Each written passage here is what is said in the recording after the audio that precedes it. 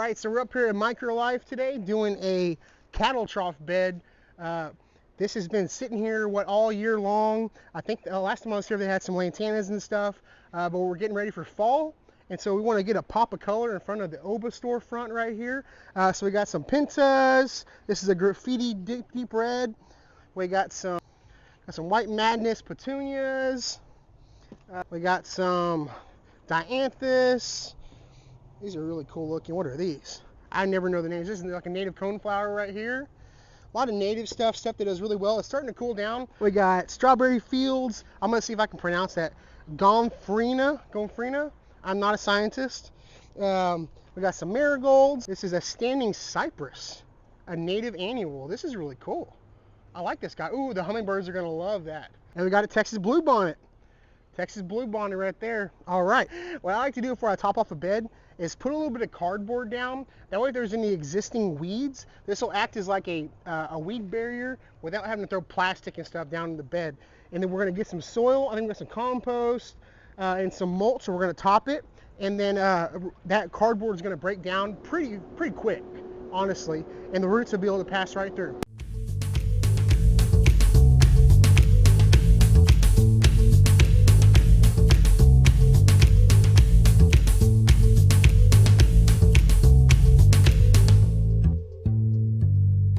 All right, the first layer, we got some Nature's Way resources. Found some open bags in the warehouse, so we're gonna go put them to use because you can't sell an open bag. So we got some citrus mix here, which will be perfectly fine.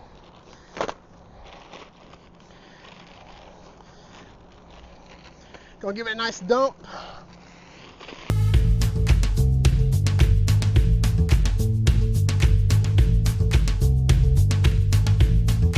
All right, so we got some fungal based compost we're going to go ahead and throw on top.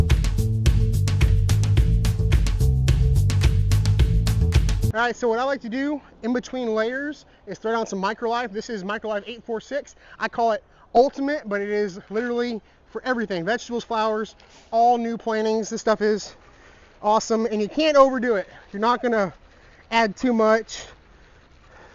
Just give it a good shake.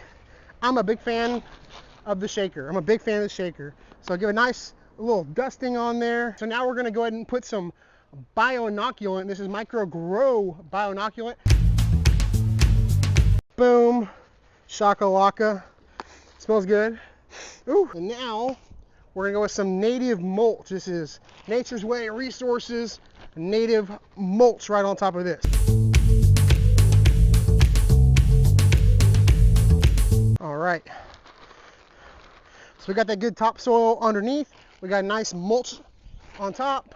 It'll hold that moisture for when it dries out and really break down and become a nice part of the soil. All right, just like that. All right, I like it. I like it. So let's grab our plants and kind of map this out how we want to do it. Obviously, we're gonna put the tall ones in the back.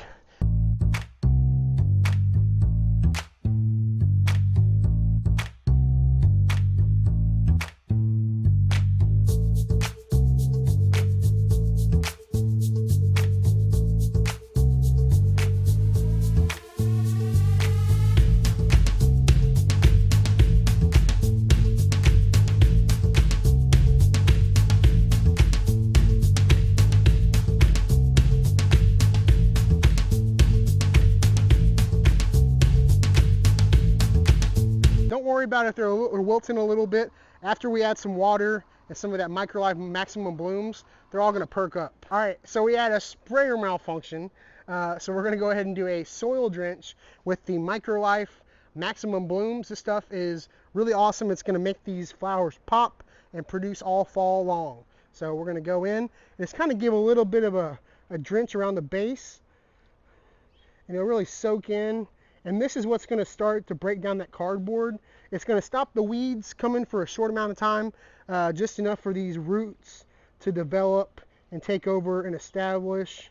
And some of these might even come back. Like a couple of these were annuals. I think that cypress was an annual, and the blue, a lot of them might reseed themselves and come back in the spring. You never know. I'm not a scientist. Boom. There we go. Awesome. thanks for hanging out, and I'll see y'all later.